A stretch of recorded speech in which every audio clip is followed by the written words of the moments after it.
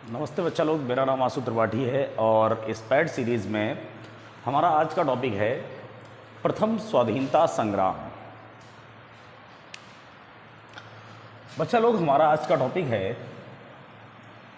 प्रथम स्वाधीनता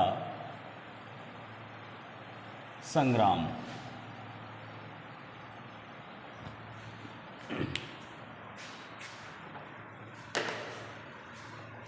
बच्चा लोग, अगर आपसे ये पूछा जाए 1857 की जो ये क्रांति है, प्रथम स्वाधीनता संग्राम है, इसका कारण क्या था, तो बच्चा लोग इसका प्रमुख जो कारण था, जो प्रमुख कारण माना जाता है वो है डलहौजी की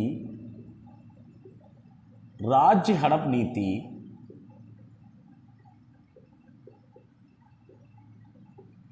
या डलहौजी की गोद निषेध नीति। इस नीति के अंतर्गत सबसे पहले सतारा नाम की एक रियासत थी, उसको हड़प लिया गया था, क्योंकि डलहौजी ने एक बात कही थी कि जिस राजा की कोई संतान नहीं है वो अगर किसी को गोद ले लेती है तो अंग्रेजी सरकार उसको राजा नहीं स्वीकार करेगी। तो इसी के चलते विरोध था और इसका तात्कालिक कारण बना, आपसे पूछ सकता है तात्कालिक कारण, तो बच्चा गाय और सुअर वाली चर्बी के कारतूस, गाय व सुअर की चर्बी के कारतूस। बच्चा, गाय और सुअर की चर्बी के कारतूस का कारण यह था कि पहले जो है 1857 की क्रांति में पहले ब्रॉसबैन नाम की एक बंदूक चलती थी और उसको हटाकर एनफील्ड बंदूक का प्रयोग किया जाने लगा।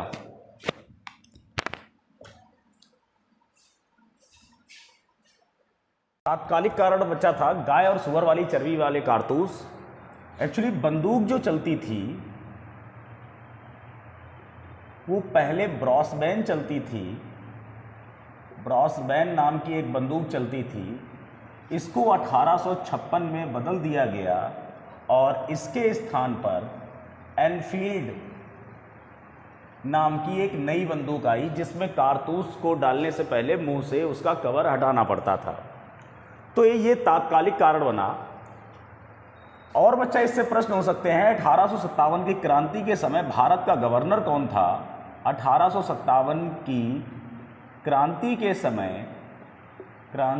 समय भारत का गवर्नर था लॉर्ड कर्जन।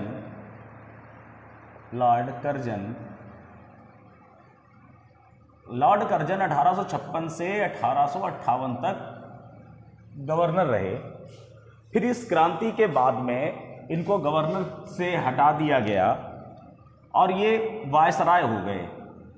तो 18 मतलब ये ऐसा भी प्रश्न हो सकता है, भारत के अंतिम गवर्नर तो लॉर्ड कर्जन, सॉरी कर्जन नहीं, कैनिंग,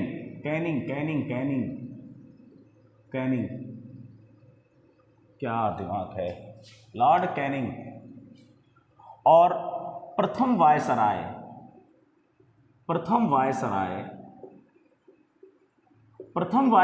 लॉर्ड कैनिंग। बच्चा, गवर्नर जनरल में और वायसराय में केवल इतना फर्क होता था कि जब तक भारत पर ईस्ट इंडिया कंपनी का शासन रहा है तब तक वो गवर्नर कहलाए, और जब भारत में शासन जो है ईस्ट इंडिया से हटकर ताज के अधीन चला गया, मतलब क्राउन के अधीन चला गया, तो वो गवर्नर वायसराय में कन्वर्ट हो गए। उसके बाद में अगला प्रश्न ये बन सकता है कि 1857 की क्रांति के समय भारत के शासक या मुगल बादशाह कौन थे। 1857 की क्रांति के समय भारत के शासक या मुगल बादशाह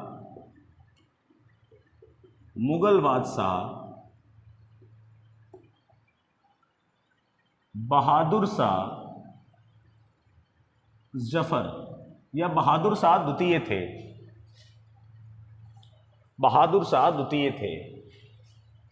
1857 की क्रांति के समय 1857 की क्रांति के समय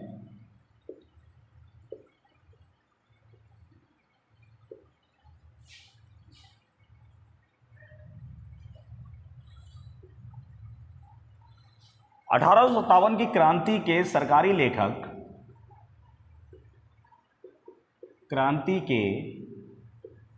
सरकारी लेखक ताराचंद हैं, ताराचंद्र। 1857 की क्रांति के सरकारी लेखक हैं ताराचंद। 1857 की क्रांति में झंडा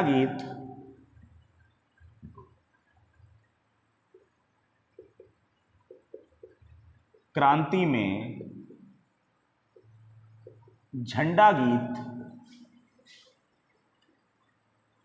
अजीमुल्ला खां ने 1857 की क्रांति के समय अजीमुल्ला खां ने झंडा गीत लिखा था। 1857 की क्रांति के समय झंडा गीत अजीमुल्ला खां ने लिखा था।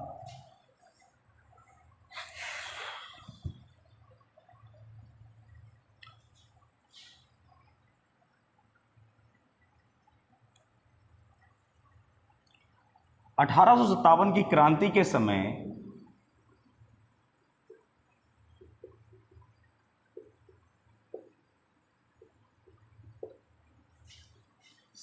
अंग्रेजी सेना का मुख्यालय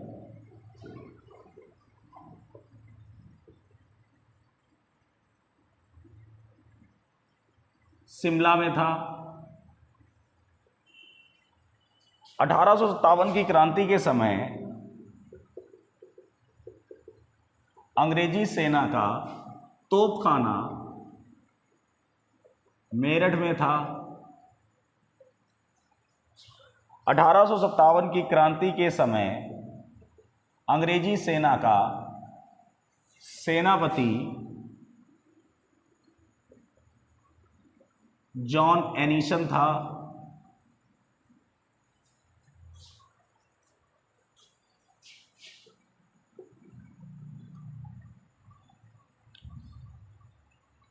1857 की क्रांति में सर्वप्रथम मरने वाला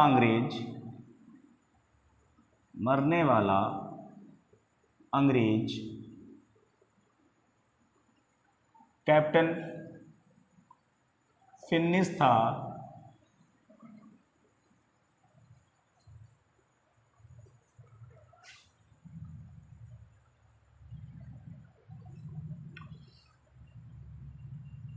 1857 की क्रांति का चिन्ह 1857 की क्रांति का प्रतीक चिन्ह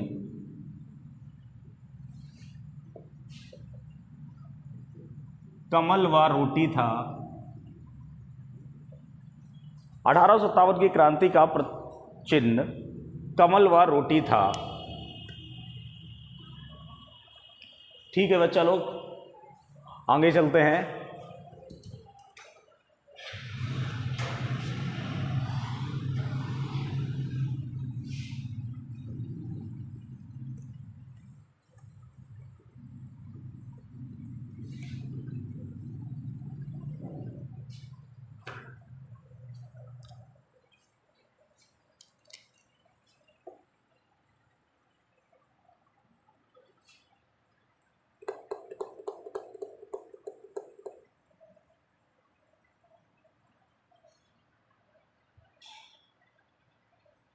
बच्चा सबसे पहले 1857 की जो क्रांति हुई थी,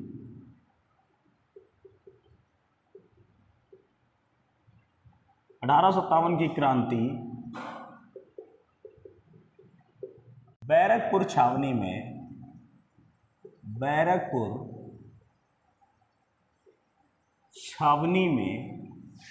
ये जो पश्चिम बंगाल में पड़ती है, 1857 की सबसे पहले क्रांति 1857 की क्रांति सबसे पहले बैरकपुर छावनी में हुई थी पश्चिम बंगाल में, और ये की गई थी 19वीं नेविगेशन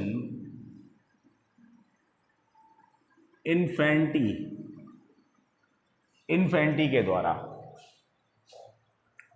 एक बटालियन का नाम है 19वीं नेविगेशन इन्फेंट्री। उसके बाद में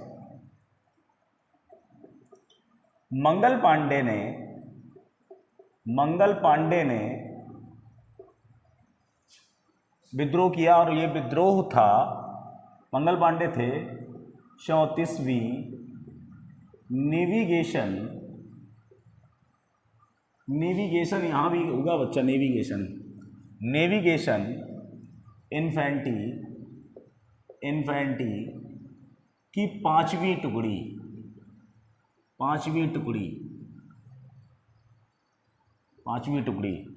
मंगल पांडे ने जो विद्रोह किया था, ये विद्रोह था 34वीं नेविगेशन की पांचवी टुकड़ी। ये भी प्रश्न हो सकता है कि मंगल पांडे किस बटालियन से थे, तो 34वीं नेविगेशन से थे। और सबसे पहले क्रांति किस बटालियन में हुई थी, तो 19वीं नेविगेशन इन्फेंट्री में हुई थी।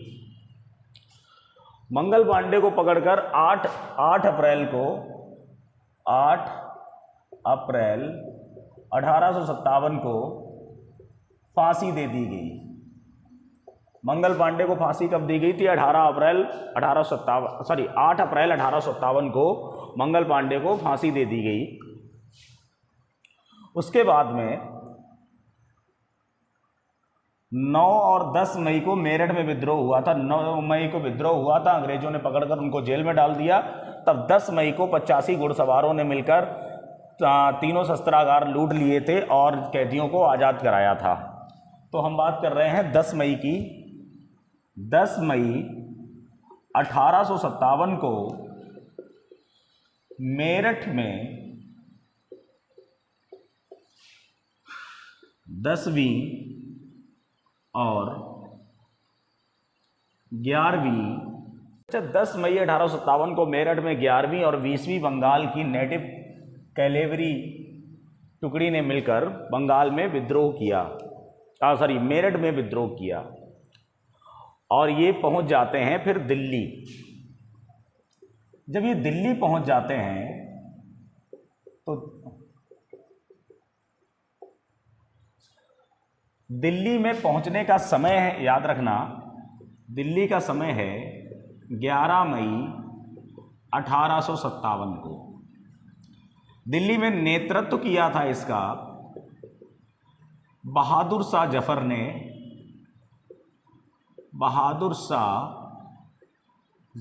ने, और उनकी पत्नी थी जीनत महल। इन दो लोगों ने दिल्ली में नेतृत्व किया था। फिर बच्चा एक दमनकर्ता, याद रखना, दमनकर्ता था हंडसन दमन करता है और दिल्ली की नियति जनता पर यह गोली चलाने लगता है। तो इसका एक विशेष भी याद रखना, विशेष 2 याद रखने पड़ेंगे। सबसे पहला, बहादुर शाह जफर ने हुमायूं के मकबरे पर आत्मसमर्पण किया।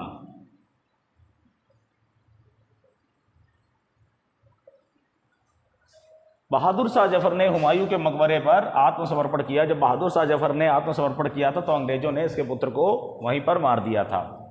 दूसरा, बहादुर शाह जफर को पकड़कर रंगून जेल में भेज दिया गया। तो याद रखना, पूरा पॉइंट लिखना, हम छोटा लिख रहे हैं, रंगून जेल में डाल दिया।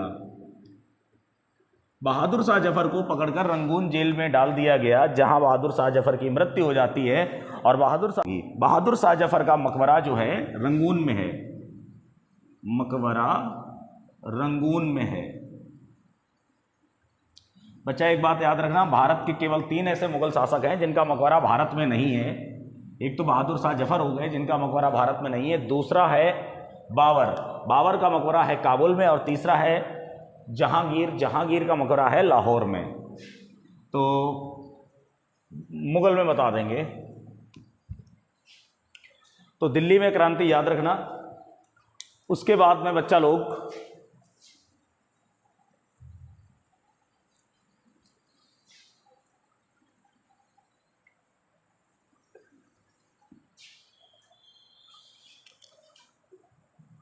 कानपुर में क्रांति,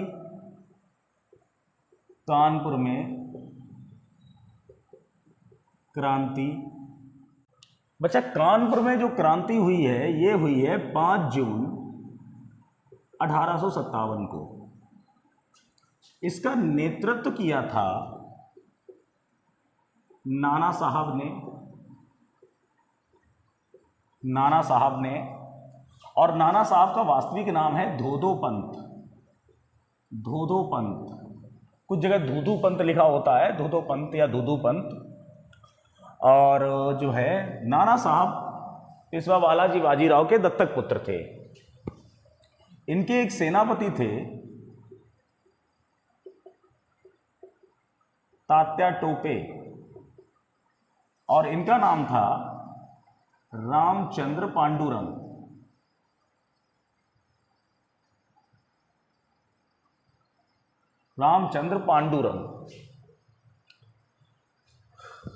दमनकर्ता याद रखना, दमनकर्ता है कानपुर में कैंपबेल।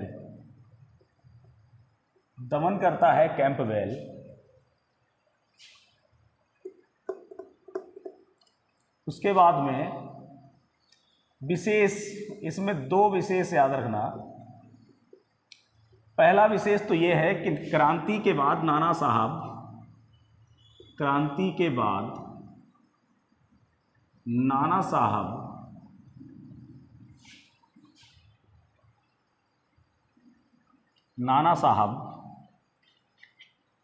नेपाल चले गए। दूसरा विशेष ये है तात्या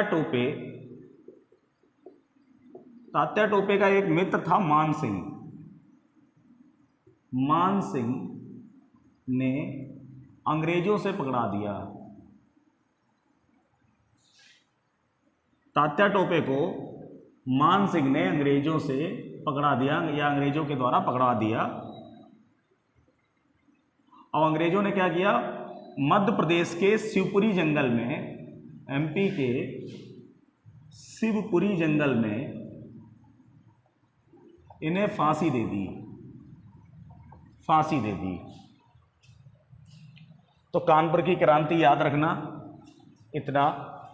उसके बाद में आती है लखनऊ की क्रांति वैसे पहले आती है। लखनऊ की क्रांति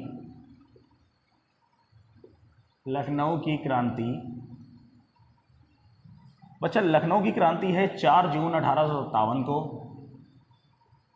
इसका नेतृत्व किया था बेगम हजरत महल ने।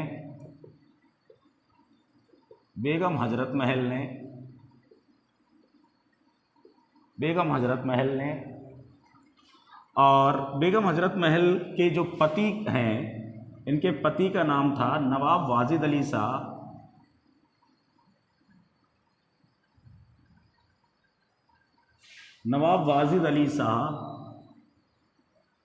याद रखना बच्चा, ये नवाब थे, और इनके पुत्र का नाम था विरजित।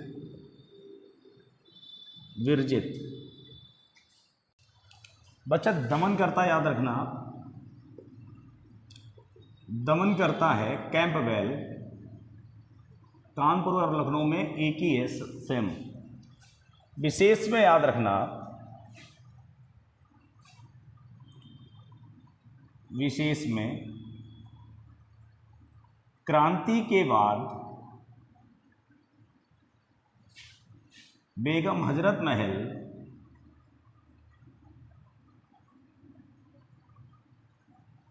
नेपाल चली गई।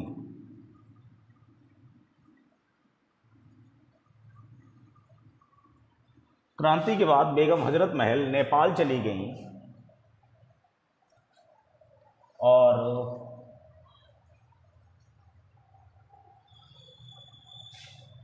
लखनऊ की क्रांति में एक नाम आता है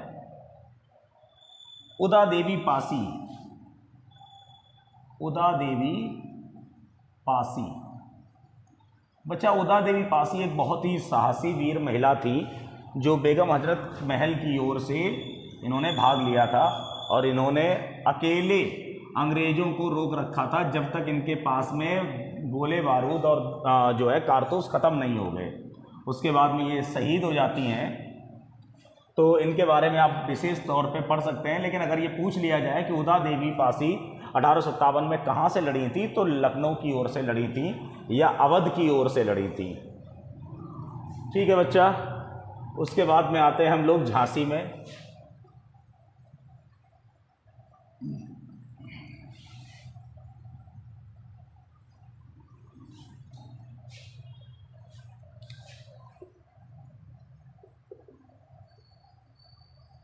झांसी की क्रांति।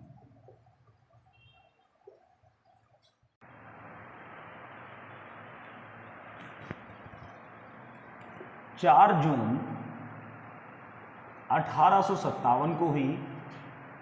इसका नेतृत्व किया है रानी लक्ष्मीबाई ने।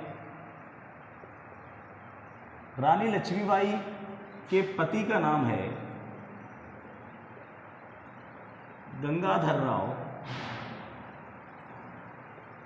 इनके पुत्र का नाम है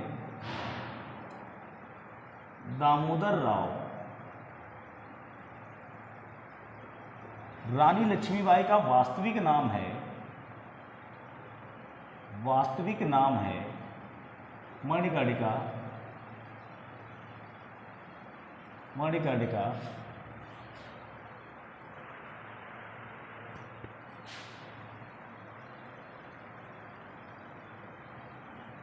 मणिकर्णिका। और इनका अन्य नाम है छबीली बाई। इनके हमशक्ल एक थी इनके दरबार में, हमशक्ल का नाम है झलकारी बाई। इनके घोड़े का नाम बादल।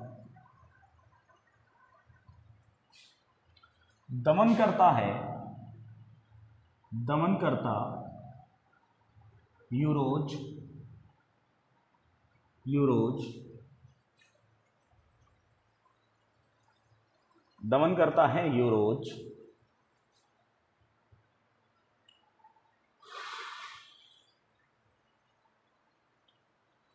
यूरोज ने एक बात कही थी, 1857 की क्रांति में एकमात्र पुरुष झांसी की रानी थी। 1857 की क्रांति में एकमात्र पुरुष रानी लक्ष्मीबाई थी।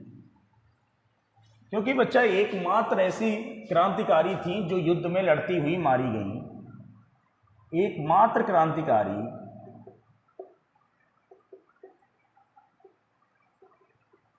जो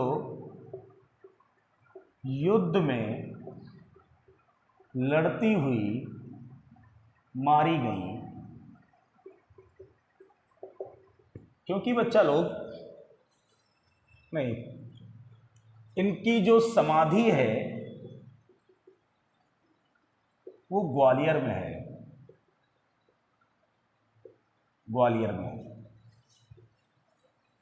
ठीक है बच्चा लोग, मेरे हिसाब से 1857 की क्रांति में इतने में से प्रश्न आना चाहिए आपके पैट के एग्जाम में। अगर आपको ठीक लगा तो प्लीज़ शेयर करें। धन्यवाद।